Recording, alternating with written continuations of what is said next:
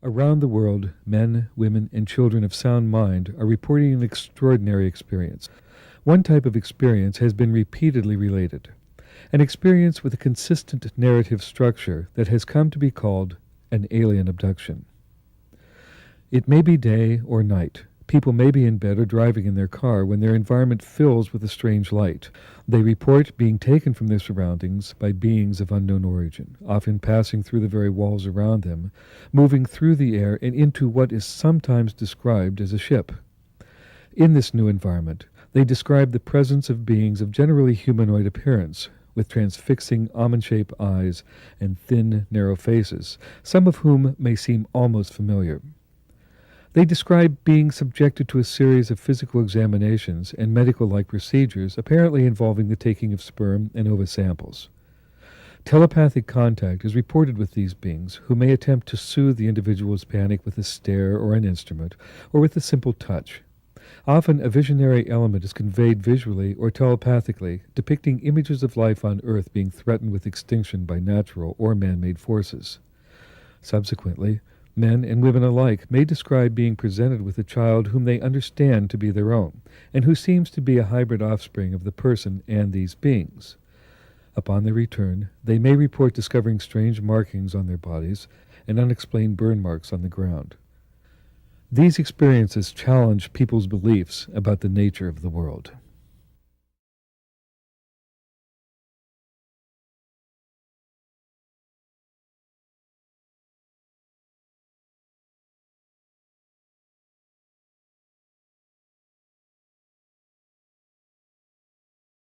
Thank you.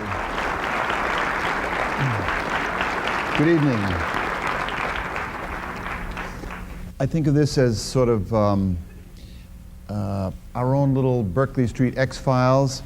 Let's call it the alien connection. It may be about good aliens or bad aliens, or real aliens or imagined aliens. I just want to be clear, I'm not a partisan. I think my job tonight is simply to catalyze the conversation, to keep it on track. It's most certainly not to be the arbiter in any way or the judge of whatever truth develops on the stage this evening. The good thing tonight is that our principal guests are both famous researchers and best-selling writers on the subject. My friend John Mack, as everybody here knows, is a clinical psychiatrist and a professor of psychiatry at the Harvard Medical School. He was also a celebrated writer before the whole alien abduction subject came into his ken. He won a Pulitzer Prize for his biography, no small prize, for his life of T.E. Lawrence of Arabia. The book was called A Prince of Our Disorder. But Hopkins is the man who, among other things, brought John Mack into this field. Bud Hopkins is a painter and a sculptor. He was drawn into the abduction research field 20 years ago. By now he has tracked down 600 reports of these experiences with aliens. It was his seriousness and his good faith, as well as his evidence, that persuaded John Mack to take a harder look.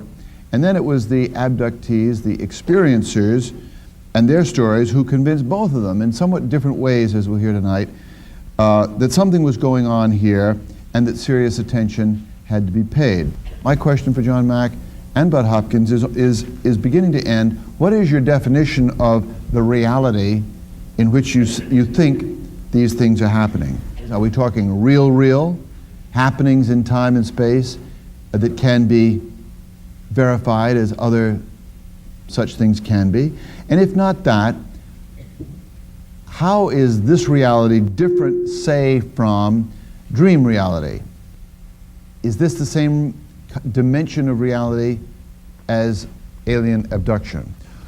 I think we're all ready to meet the principals, and I just ask them onto the stage, Bud Hopkins and John Mack.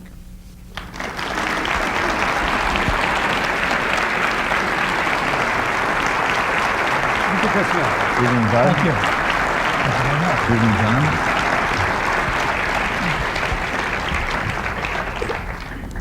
John Mack, the author of Abduction. Dr. John Mack.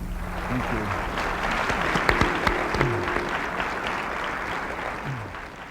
I want to to thank Chris for taking this on and being willing to show up here in Boston and with a couple of disreputable characters like Bud and me, and shows his courage and pioneering spirit. I also want to express my appreciation to Bud for, I don't know if I really feel this way actually. I'm not so sure I am appreciative that he introduced me to this field. I mean, it's been a lot of trouble actually. But I have deep fondness and admiration for his pioneering role and spirit in this. What I'd like to see happen here tonight is that we really deepen some questions. I happen to be very interested in the reality question, or the ontological question as it's formally called in philosophy, and I hope to arouse and deepen your curiosity about all of this. Now, what happened to me with Bud is that somebody asked if I wanted to meet him. This was the fall of 1989, and I'd never heard of him. And they said, well, he's this guy that works with people who think they've been taken by aliens into spacecraft. And I said, he must be crazy if he believes that, and this must be some new form of psychosis. Well, I had a couple of free hours, and I went to see him, and I liked him. He seemed sincere. He didn't seem crazy at all.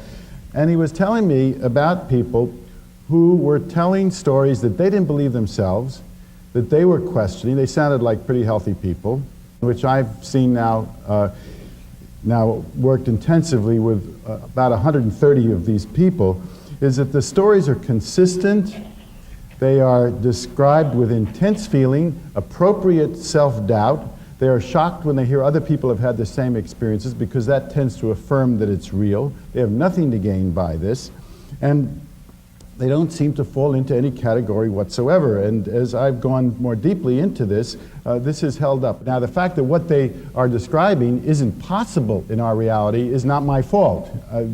What you then have a choice of trying to stretch what you might consider to be possible at that point. First, you have the event level element. Now, I believe overall this is a phenomenon of enormous complexity, meaning, and value for understanding of ourselves, who we are in the universe, and we're just beginning to grasp what this is about. So there aren't going to be answers here tonight, just deepening questions. First is the event level aspect. This is the sort of traumatic part, this mixture of subjective and objective elements that have to do with the intrusive, rape-like aspect for some people. The physical evidence is there.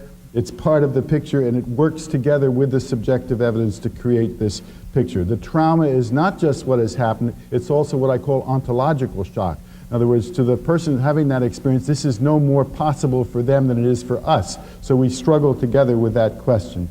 The second important element, in my perspective, is the information that occurs, and a great deal of this does have to do with the ecological aspect. In other words, the showing of the images, panorama of the planet destroyed, vast pollution, the earth destroyed on television-like monitors, through the eyes, in voice, mind-to-mind communication by the beings, and this has an enormous impact on the consciousness of the individuals.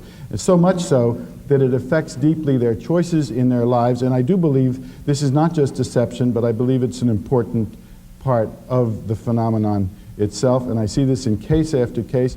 Next, you have what I call the spiritual aspect of this phenomenon. This is the sense that people have that they're somehow being open to source, returning to their what they call home with a capital H, the spiritual origin of all that is, and they feel that they are brought closer to that, and many experiencers feel that that's a fundamental part of this experience, that they're brought closer to the depth of being, the Godhead, whatever you want to call it. There's different language for this.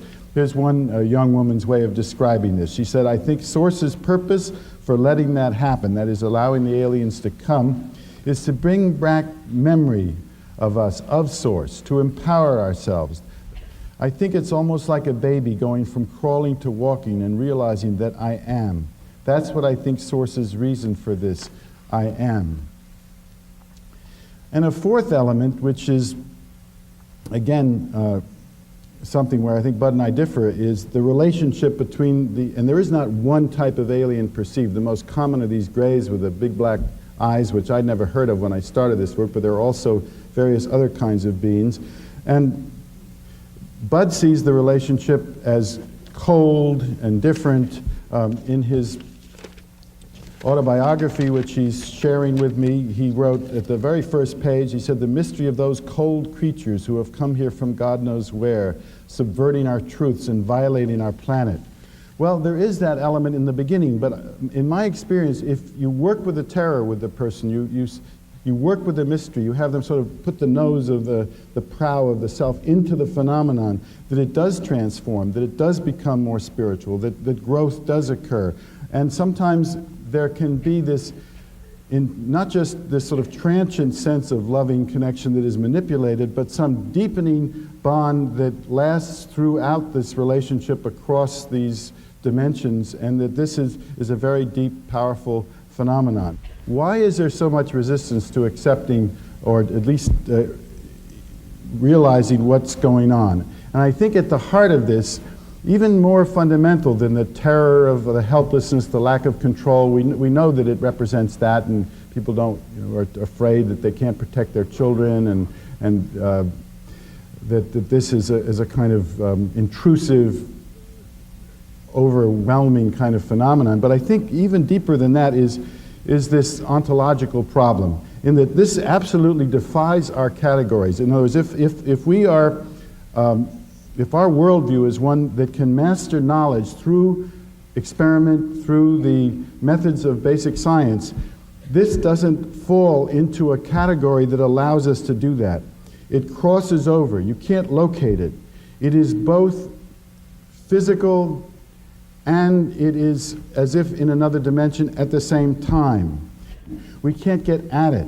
The clients, although they'll make it clear, it's not a dream, it's real, it's altogether real. I know a dream, I wake up from a dream, this is different, I have knowledge of this, but they'll say, but it's not this reality. It comes through as if through the scrim of a theater front and enters into our reality, and it is in that reality altogether real, and it introduces them to a deeper fabric of reality that lies beyond this one. It seems to me at the heart of what is called for now is that we allow this phenomenon to, through the questions we ask, to expand our notions of reality, to include unseen realities as perhaps even a deeper reality, but an other reality, not simply the objective physical world, and that we learn to value knowledge that comes from those realms. I was a psychologist in Mexico recently said to me, and he was only half joking, he says, if I can't measure it, it doesn't exist. And he was quite serious about that. But what this phenomenon, I think, along with many others, like the near-death experiences and out-of-body experiences does, it invites us to value knowledge that comes from the subtle realms. In other words, it asks us to credit our experiences, to develop criteria for how do we judge whether an experience can be taken seriously. Is it because thousands of people are having the same experience? Well, you could say, well, all having the same delusion. Well, how do we decide? I think these people haven't known each other. They're doubtful about these experiences. I have certain criteria by which I decide these experiences are to be taken seriously.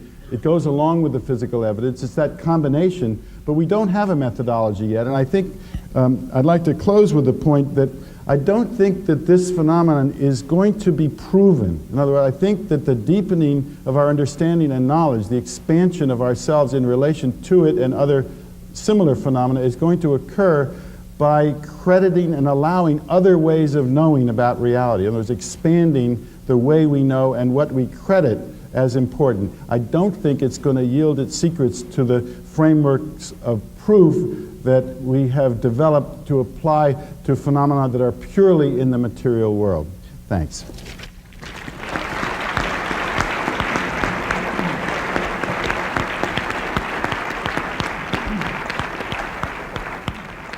Thank you.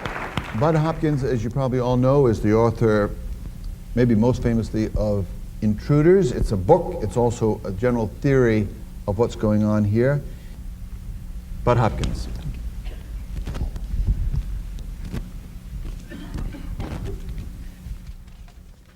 I am very pleased to be here and flattered to be here, and I would like to express my appreciation to John and to his associates and to Karen and those who planned this.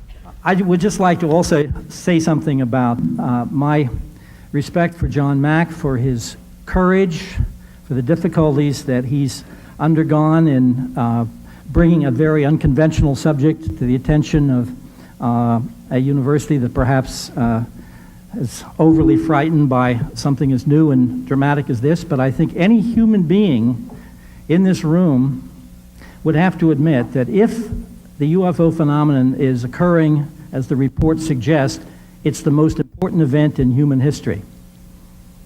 And if that's the case, I don't think any institution or organization is being very wise to oppose the investigation, the serious investigation of such a phenomenon.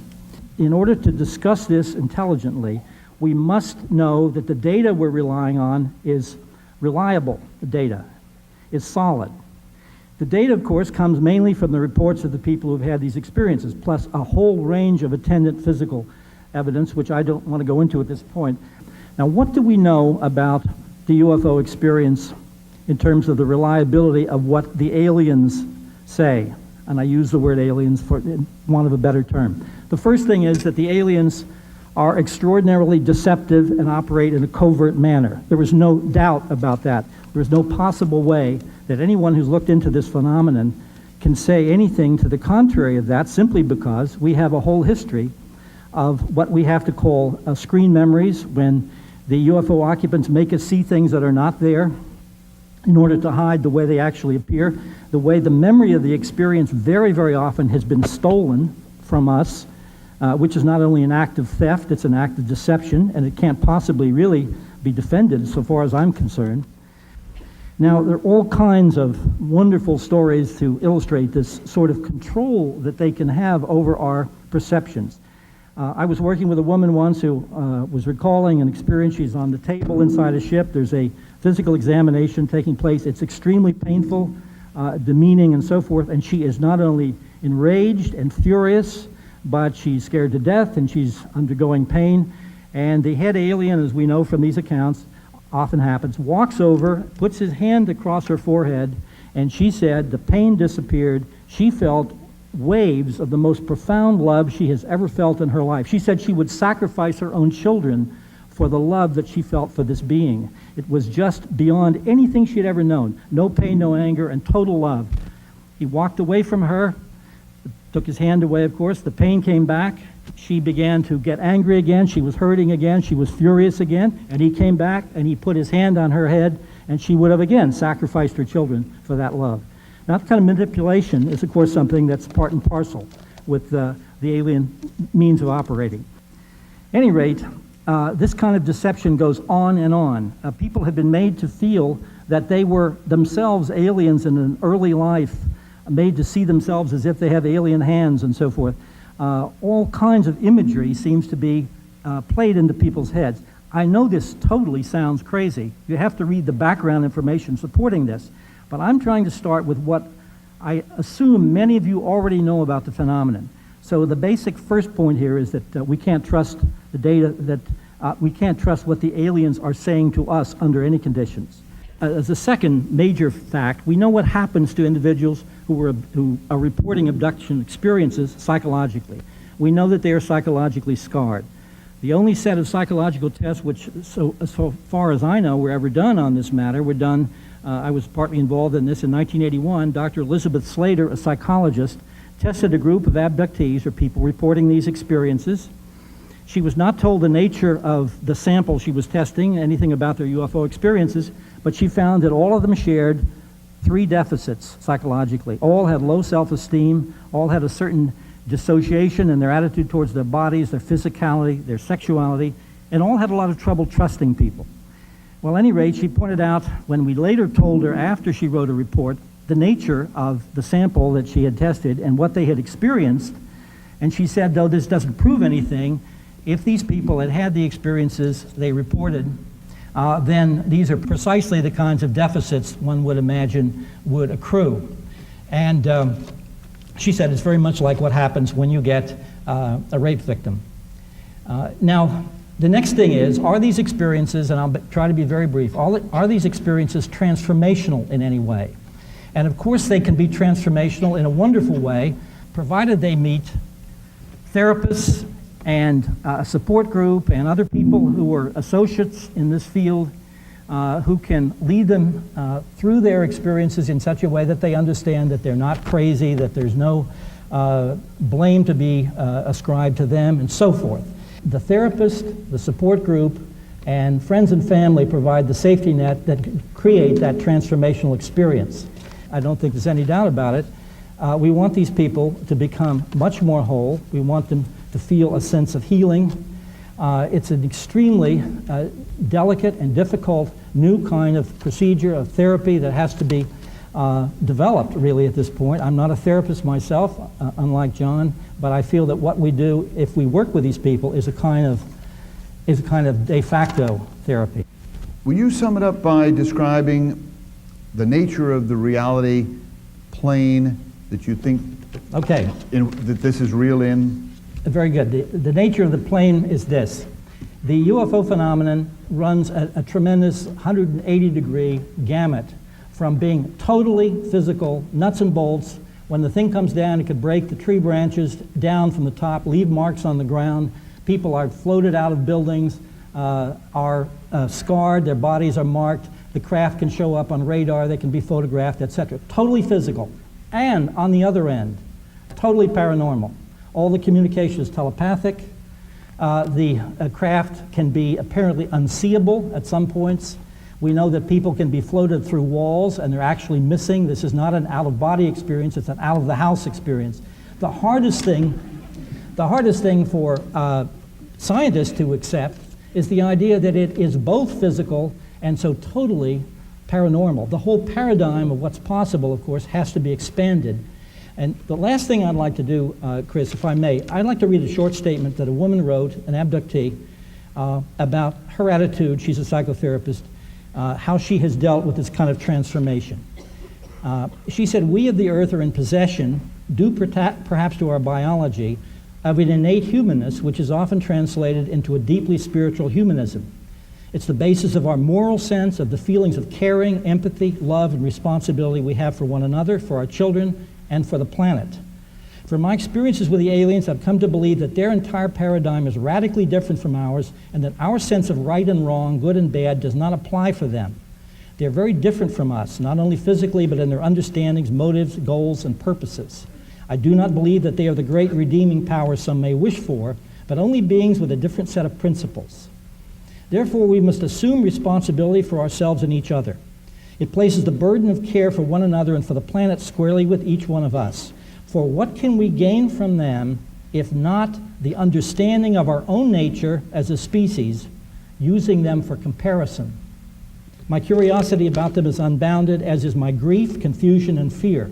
But what I have found, what I return to each day, be it coping mechanism or epiphany, is that I want to immerse myself in my humanity, in my humanism, in my caring for other humans, for life on our planet, and for the earth itself." And this statement of hers is a statement which I absolutely 100% endorse. Thank you very much. Thank you.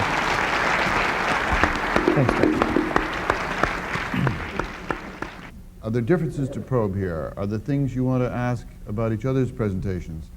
Okay, I had a question, John, when you talked about when you work with people and it takes on a deeper, more spiritual level and so forth. The model that presents itself to me is that we know these experiences happen from childhood on. And let's assume a giant pyramid of individuals. So let's assume at the bottom of this pyramid are all the people who either die along the way or have terrible psychological problems, become substance abusers or whatever it is. Up a little further are people who have had more understanding, counselors, parents, whatever, have been listening to them, perhaps they were stronger, and perhaps they're handling these things a little better with fewer psychological problems. You go higher in the pyramid and you find a few people, fewer, who are lucky, and they have run into a John Mack or David Jacobs or many of the people doing this kind of work and have been helped by them and met a support group, and they're doing much better. And finally, at that top, we find a group, a small group, that has managed to somehow transform themselves with all of that support. And in a certain sense, at that top of that apex of the triangle are those lucky few who have survived intact, more or less. And down at the bottom are the vast majority who are having a lot of trouble with this.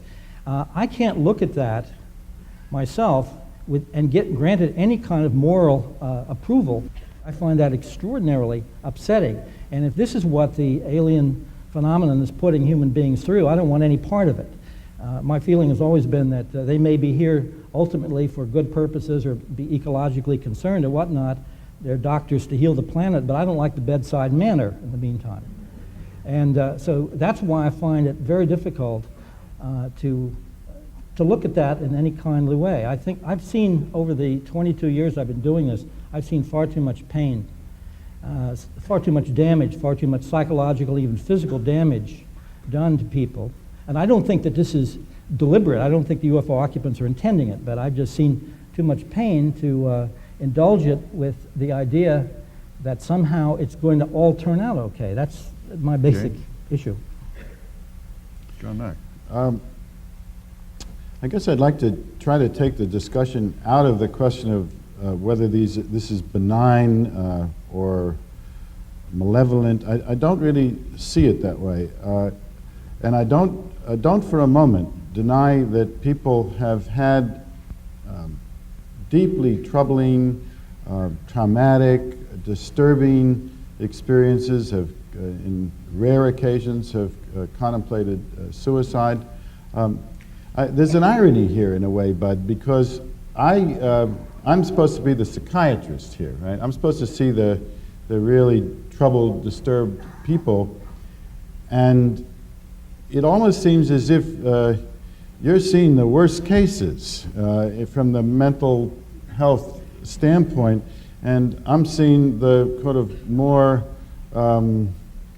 sort of seeking ones, which may have to do with who we are and how we work and what goes on. So I don't want to get into, I don't want to give the impression that I think this is, as sometimes I'm quoted as saying, this is all sort of good and it's enlightened and it's all going to turn out for the better and it's simply godlike.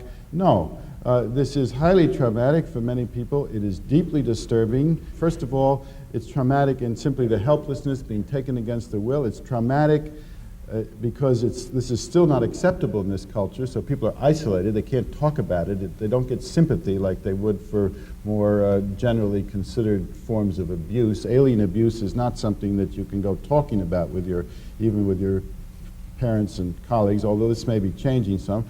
Then it is ontologically traumatic. This just can't be. It shocks everything people believe about the world. And then finally, it isn't over when it's over. It can recur at any time, or parents are troubled that they can't protect their children. All that is true. But at the same time, I don't find that the people that have these experiences, they tend to be way over on the healthy end of the spectrum of people that I've seen. I mean it in terms of their ability to handle it, the fact that a little goes a long way, that they seem to be able to integrate it with a minimum of help, that they often will feel themselves part of some life-giving process. It's not simply traumatic, and that if they stay with it, the whole quality of the experience changes. The quality of the relationship with the beings, again in quotes, changes. So again, I don't want to leave the impression that I don't know the suffering that goes on, but something else occurs Can I as ask you you both work a with question, them. Yeah. starting with Bud? But you started by saying that if the UFOs are real, this is the most important event in the history of the species. Big if, but it's a plausible conclusion. However, I find it somewhat, you've got the telescope pointed in the wrong direction here. You talk about wanting to help heal the people who receive the message. That seems to me utterly illogical in terms of your premise that this is the most, if it's the most important event in human history, if we're getting a message from someplace else about the fundamental nature of reality, I mean, to be blunt about it, who cares that it hurt a few people on the way? What about the message? What is the message? How do we know it's true? You know, what's the story here? If it's important, if they're real, and this is the most important news of human history. What the hell is the news? Well, of course, the reason we do investigations is to find the answer to those questions. We're in the middle of an investigation. I'll be the last person to sit here and say, we know the answers to those questions. What is going to happen here? We don't know what the end term is, so I'm urging an investigation into it. It's kind of amusing, as John probably knows, that there have been several different people who we've both been seeing. And one young man said to me that, he said, it's funny, Bud, I come to New York to see you when I need to feel stable and grounded, and I go to see John when I need to feel excited and uplifted. And we could just end the evening right there. Which I think that's funny, considering that I'm the artist and he's the psychiatrist here. I think there's a mix-up here. But the point is, obviously, I work with people in terms of a certain attitude of triage. Whoever's bleeding the worst gets seen first by me. As you work with them and as they come to see this and so forth, then the spiritual interpretation comes in, then they feel better about it, but that again is due to John's intervention. What you have to ask yourself is, if these people have been dealing with the aliens on their own for 25 or 35 years or whatever, and they're devastated, and there's a final, ultimately very good outcome, then I think John should get the credit, not the aliens. Well, there's something a little weird going on here, because I come from a very secular, rationalist background. People, well, this is John's sort of religious, spiritual viewpoint, or seeking, or whatever. That's not how at least not how I saw myself growing up. I saw myself, my father was an English professor, very academic. The whole notion of God was rather treated as, we know better than that. We read the Bible in the household as purely as literature, not as a spiritual document. Now you could say, well, I had this sort of hidden hunger for spirituality, so that it emerges. But I was very slow to see this phenomenon in those terms. My sense is I learned this from the people, not that I brought that to them. Your whole sense, as you said, was that this is a kind of information that defies our basic categories that we think in, certainly you in the medical scientific world. I got to say, I'm struck that this is extremely familiar in terms of the categories that most of us live in. You say it's counterintuitive, but the images of aliens that people report to you are very familiar stuff on television, in popular movies. What if these things aren't really counterintuitive or countercultural at all, but they're basically the oldest myths of humanity, just reappearing in fresh form? Well, there are 1,000 reasons why that's not the case. And it has to do with the fact that UFOs were studied first by the Air Force as a Nazi secret weapon during World War II. Nobody thought they were godly. Well, that doesn't make them out of space. That makes them out of Germany. That made them physical. Okay. Physical. Okay.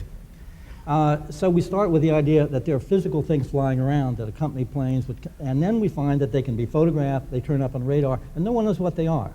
There's no religious belief attached to them. There's nothing of myth attached to them. These things leave marks on the ground when they land. They have a total physicality. Now, you talked about the image of the aliens being familiar. Why? And that's because those images were presented very strongly and clearly in the film Close Encounters, Steven Spielberg movie, because his special effects people went to Alan Hynek and the Center for UFO Studies to get an account of what these things actually look like. And we get the same drawings from people in countries that are people who are totally illiterate and so forth. John, would you take a crack at the whole question of whether this indeed is counterintuitive or in fact deeply sort of culture affirmative? The abduction phenomenon doesn't fall nicely into any kind of Judeo-Christian mythic structure with which I'm familiar from my reading of the Bible. It actually goes against it. It's rather at the most obvious, manifest level. In fact, it's often called, it must come from the devil because it's so unimaginatively sort of real and crude. Little guys with big black eyes, or luminous beings, or reptilian ones, or insect-like ones coming in, taking people against their will, leaving marks on their bodies. at the first blush, it's rather anything but the glorious mythic narratives of a formal religion. It doesn't resemble it at all. I think it does defy categories, and it does call for a discipline that, as Bud is saying, that is rather new. Now, this media thing comes up all the time. Well, people are getting it from the media. Let me ask you, if you see somebody who is deeply depressed, for instance, and they watch a program on, say, Nightline, or on one of the self-help programs, and they talk about depression, would you argue, and that person comes in deeply depressed, that they invented the depression because they happened to see something on the television? No. What they might do is they'd bring in a few terms that would help them give language to what they had seen. But I don't have the experience as a clinician of people inventing a powerful, deeply held experience from which you cannot shake them because they happen to see a few images on the television set. It doesn't work like that. As Bud says, in this phenomenon, the media follow the research. Somebody once said to me, this whole abduction phenomenon it's like a cult. And I said, it's very interesting to bring that up because this is the precise opposite of a cult. A cult, like, let's say, the Reverend Moon or something like that, is all beliefs and no miracles. And we're all miracles and no beliefs. Because we literally do not know what this entails, what is going to happen next. We don't know really the physical nature of this. We know it has totally physical properties, at least some of the time. The basic thing is that all of humanity, I think, wants to put this phenomenon into the gods or devils category. We have the old paradigm is that there are demons out there and there are godlike beings out there, and this, by God, we're going to make it fit. Hey, and it doesn't fit. We're going to end up agreeing and fighting with him. It doesn't fit. It's okay. It's okay. Good. Let me just say, this is the point on the connection. We'd go to phone calls, which is to say, go to Linda in Woburn. But we're going to ask people to, if there are questions, and I hope there are, or brickbats or experiences or whatever, would like you to feel free to join the conversation.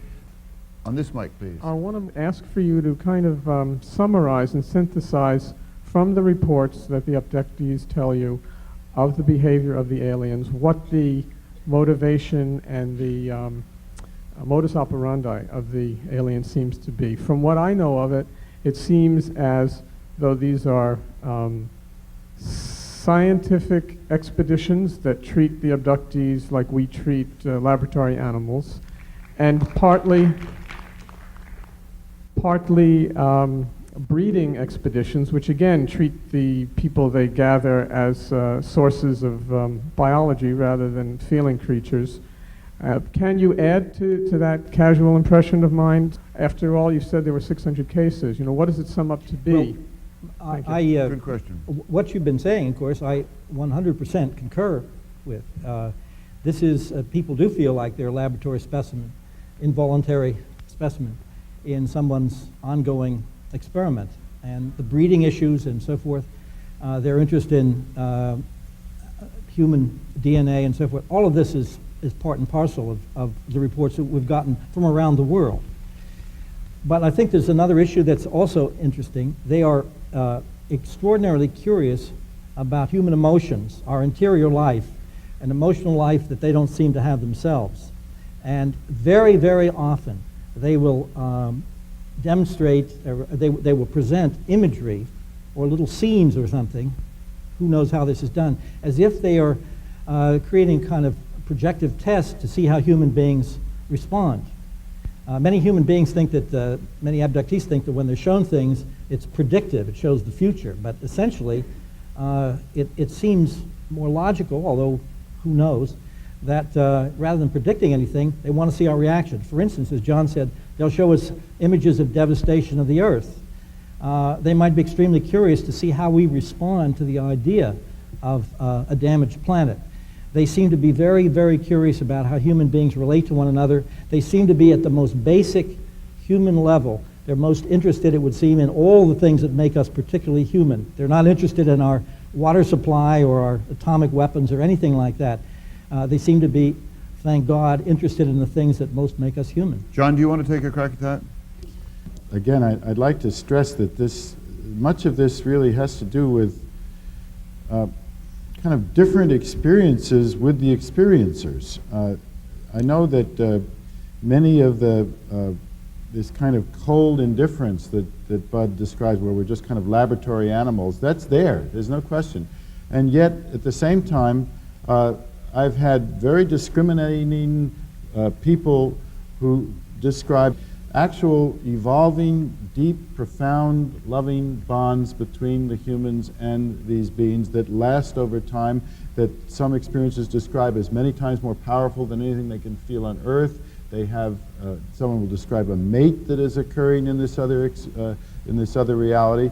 And again, in my experience, this showing, for example, of apocalyptic scenes of devastation of the environment, of the earth, of the pollution, is not simply to test our reactions, but is a kind of desperate effort to communicate something about us to ourselves. It is not apparently the way the universe works that we're going to be saved, as people say, well, why don't they save us if they can see all that? Well, it doesn't work like that. It works to open up our consciousness in some way to what's going on. Now, I have a funny feeling just here with you, and that we're going to have to go further with this ontological question, because we're slipping from into a kind of literalism about this. One of our most fundamental categories is this inside, is it outside, is it us, is it them? And even that category is up for questioning, it seems to me, in this phenomenon. Back to the callers, please. I just feel if the flying saucers exist, we stand to lose a lot more by not taking them seriously than we lose by taking them seriously should they prove not to exist. And it's really shame on all of us that we don't take it very seriously. Very good. Please. I just have a brief statement and a question. First, I'd speak for myself, and I believe most other people here. We thank you for your courage in bringing this topic to the mainstream. And my question is this. You folks seem to be examining this issue on a psychological level. Have you given any thoughts, or have others that you're aware of given thoughts to why these individuals are targeted for abduction on a physical level, DNA, or chemical? Thank you. I have seen nothing that I could pinpoint that would suggest a particular person has been abducted, other than we do recognize that children of abductees are likely to, at least some of them, be abducted as if a particular bloodline is being studied, but we don't know why that particular group. I have people from all races, people from the Orient, from the West, from South America, North America, from Europe. One of the most recent people I've been working with had all of his experiences in Israel, abduction experiences. It is an international, global phenomenon, and there's no way that anybody has been able to figure out anything that would suggest why particular people are targeted. But we do know the psychological damage is pretty similar no matter where the people are abducted. Fair question. Please. Hi. It seems to me that there's two issues here. One is the detail of how these abductees are abducted and what the motivation or goal is of the aliens, but I don't really know if we can ever know that answer and can actually distract from the bigger question, which is this changes our whole world view, and it changes our way of interpreting reality. And I'm wondering from John, you keep bringing up the issue of our the ontology of it, and what is it that you want us to take away from this evening of how, since we're agents of interpreting life, we can't, there is no objective reality. It's us as interpreters. So what do we take away from this evening that is part of your understanding of this experience? I suppose it's curiosity to ask, to deepen the question, to perhaps to be open to the idea that there may be other realities, that this Grand Canyon we've created between the so-called other realms, the fourth dimension, the subtle realm, the implicate order, that world is not forever separate from our world, that there are people that, I'm not saying that it's separate for all of us, but for what we've been using this term mainstream. In the mainstream reality, that world is the world of the subjective. It's the world of myth. It's the world of religion. But it doesn't show up. It isn't supposed to cross over and manifest physically in our world. And when it does do so, then the person who says it's physical will say, well, the evidence isn't good enough, or it isn't real. That barrier, those domains are supposed to be separate. And I guess one of the things I'd like to have this evening create for us is that those are not separate domains, that there is interchange, that it can show up physically. Bud says, well, it's how much it takes to convince somebody. I don't think the physical evidence by itself is going to give us, it's not going to give us a smoking gun. It's inviting us to stretch to reach it. I sometimes call this an outreach program from the cosmos to the spiritually impaired. In other words, it is cracking our consciousness to open to the fact that there's a vast range of realities out there that we can experience if we can crack this shell that we've created through the constrictions of our mindset. Yeah, I'd like to add something to this in terms of what we would like people. When I work with people and we're doing, say, a hypnotic session, and they're in the middle of the experience, perhaps they're on an examining table and they're reliving it, I will say to them very often, just as a kind of therapeutic device, if you could speak to the aliens right now, what would you ask them? What would you say to them? In other words, you have now total freedom. What would you say to them? This is, of course, very important. What they generally want to say is, leave me alone. Leave us alone. And then they will say, explain what you want from us. What do you need? I would help you if you tell me. Why are you doing this? Why me? And one of the reasons I do this is I'm essentially wanting people to feel empowered in their own humanity. As I read in that statement, one of the most wonderful things is people really rediscover the richness of the human spirit and their own resources, by contrast to the UFO occupants who, it seems to me, are the spiritually impaired that are here to, let's say, absorb what they can of the things that are the most wonderful things about human beings. The fact that we love one another, we have emotions, we have jokes, we make love, we have sex, we care for our babies, we care for our planet. They seem to be in awe of those human resources. And if there's anything I would like people to come away with tonight, it's the fact that they have a new sense of the specialness of being human beings, and the fact that whatever this is from the outside, or whatever its ultimate goals are, it's a poor, thin, spiritual being in relation to human beings and the richness of the human spirit. No, I'm a humanist. I'm not saying that aliens are these spiritual beings. I'm saying that for complex reasons that we're sort of struggling with tonight, the effect of this is often some kind of spiritual growth or expansion. I'm not saying the aliens are these wonderful spiritual beings. No way. You know, it's interesting. I hear what you just said. I sort of have a no, and then yes. You know, like I sort of half agree with you. Like, leave us alone? No. Some people, yes, leave us alone. Others feel deeply aggrieved when their experiences stop, if the experiences are of the more deeply bonding, connected way. Where I totally agree with you is that they are absolutely fascinated with our physicality, our spirituality, our love, our sexuality, our sensuality. I also see us learning a lot from opening our consciousness to this other realm. So I think we're kind of, well, anyway. I just wanted to say one more thing is, I think that we're equally fascinated with them. I don't see there's an imbalance here. I mean, we're all here because we're also curious, and maybe we would do the same thing. I'm not really interested in the aliens at all. I'm interested in us, but I really don't care about the aliens. I don't like what they do. You know, there's a term for this. Actually, you know, the philosopher Michael Zimmerman, you know him, right? He calls this anthropocentric humanism, right? So, which is a good thing in a way. My name is Karin. I'm an experiencer. And I, just for the record, am working currently with John. But Bud, my question is mostly, or my statement is mostly for you. Well, I have all due respect for John and his talents as a therapist and a psychotherapist, He's a very wonderful man and a wonderful listener in the professional relationship that I've come to know him. He has, not by any standard, been the one responsible for my spiritual growth in this experience. What he and his colleagues provide for me is an opportunity to stand or sit down in a room for a couple of hours and get rid of a lot of stuff that I can't tell to anybody else.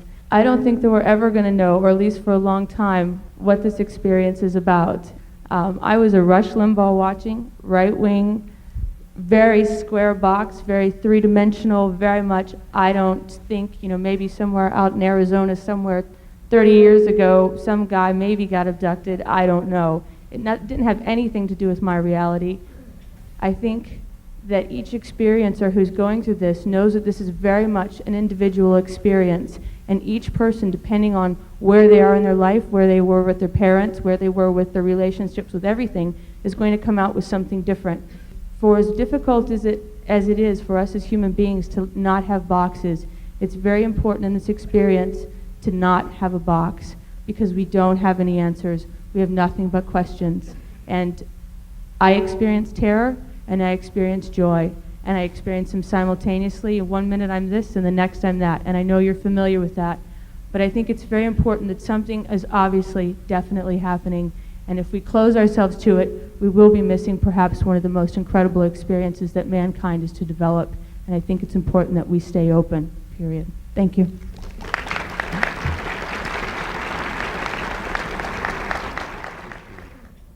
And I know that you, Bud, and I think, John, you also realize that there was a long research tradition in ufology before Bud opened up this field of abduction studies in the early 80s.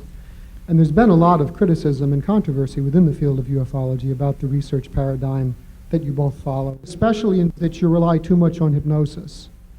John, do you want to comment, particularly on the hypnosis question? Well, I've tried to sort of demystify the hypnosis question. There are traditions in hypnosis that go back to Mesmer, which has sort of theatricality related to it, the deep trance, a person lying down, a certain kind of power the hypnotist has over the person, the idea that they're being suggested to. And these traditions die hard, and it maybe even the practice of them dies hard. What I try to do is, I don't even use the term anymore. First of all, the great bulk of the information I get is from ordinary, what is called ordinary conversation, not from hypnosis.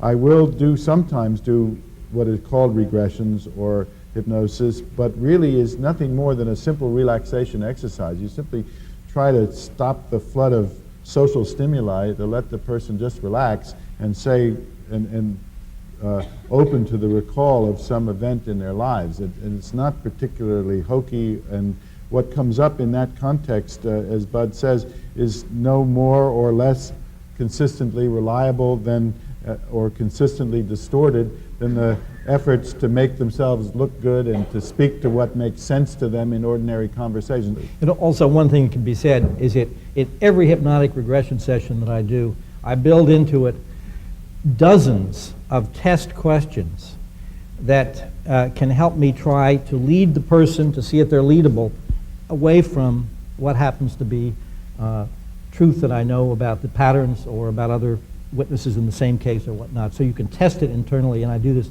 consistently. Please. Please.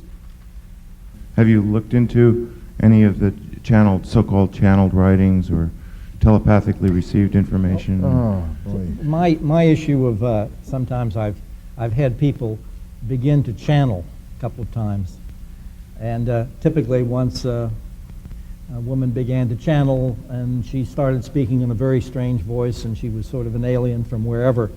And I, of course, did what I usually do in a case like that. And I said, this is very important. I need to know this. What can you tell me about the UFO base in the waters of Lake Orinoco, which I had just made up as a name? That wasn't the name, whatever it was. And she gave me a full account of the base down there. Every channeler will tell you, don't listen to the other channelers. You know, I've got the truth. I think we have to be extremely careful dealing with that. I really don't. I don't use channeling because I have enough trouble already. Okay, but I'm not But I think we need ways of trying to decide how to use that information and be critical about it, because we don't have any way to access whatever that other, if it is an other intelligence, is. How do you evaluate? For example, if the person is channeling something that you can show that there's just no way they could have known that from their Earth reality, that's interesting. But people don't usually take the trouble to establish that. I'm really grateful that the three of you are here and Pierre has gotten us all together, because I think this is just certainly stretching my mind a lot and really interesting. And one of the things that just keeps coming to me as a theme is I notice the way I keep going back to wanting to find the answer and figure out the thing, and it seems like that's a theme that we keep coming back to in different forms, like who are these people, why are they here, what's their goal, what are we supposed to learn from them? If there were a being of some sort coming from somewhere other than the Earth that wanted to do a reconnaissance and get to know these two-legged creatures on this planet, if they came with this idea that they were going to find out the answer about these two-legged creatures and what they're about, and they sent a little committee, they'd probably have a debate much like this one, where they'd be going, well, what they're really about is they're really about something they're calling science and some sort of study, and somebody else would say, no, they're really about using everything up there as fast as they can, and somebody else would say it's all about emotions, and maybe those people out there are at least as diverse as we are, only more so, because they've got these interdimensional awarenesses that they're kind of knocking on us and saying, hey, but there's more. You can do this too. That's not exactly a question, but I wonder if... well, I'd just like to... It's more a comment. That state of sort of uncertainty, confusion, stretching questions, is kind of like what I would have liked to answer to the person that asked what I wanted people to get out of the evening, is to have them sort of end up where you are right now, you know.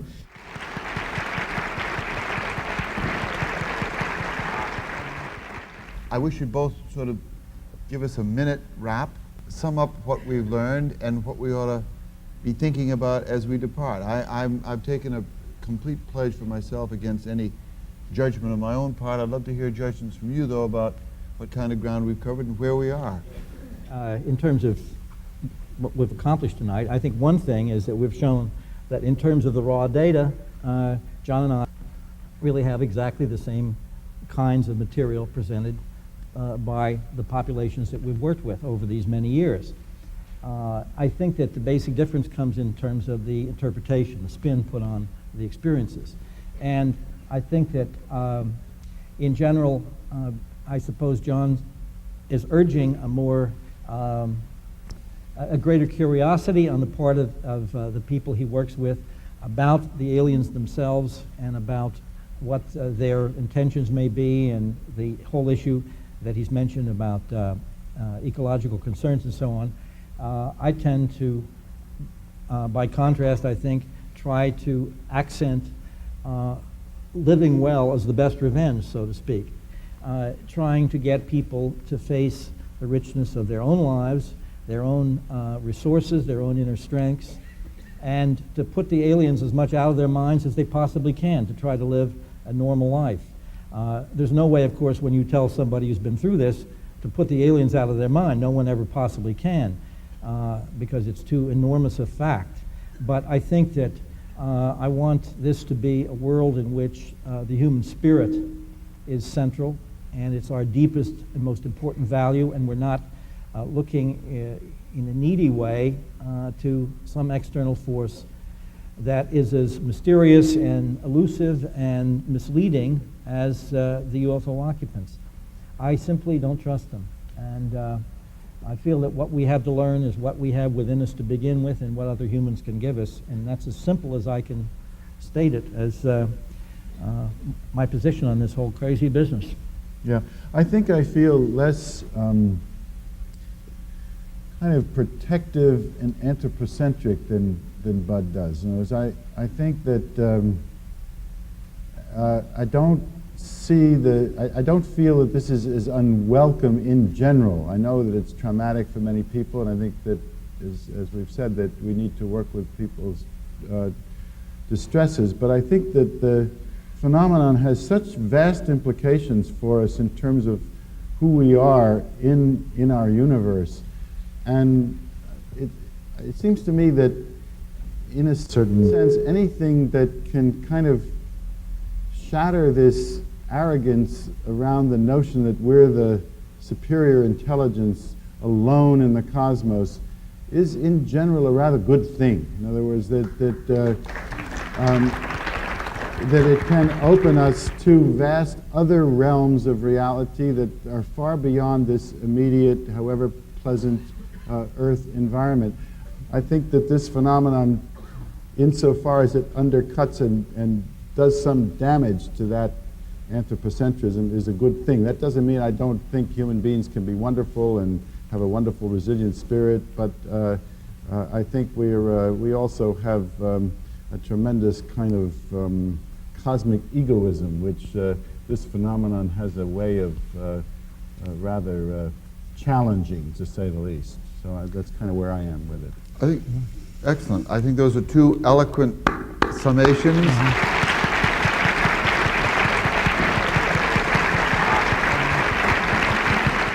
Question here, please. A lot of the most of the people that you seem to have interviewed, you know, don't expect to be abducted, and it seems that there's a lot of trauma, etc. What about people like me who sometimes feel like, hey, I might want to meet an alien? Have you ever interviewed people like that? Are there any people that you've interviewed that have actually wanted to meet them? Yes, but I've never been able to arrange it for anybody.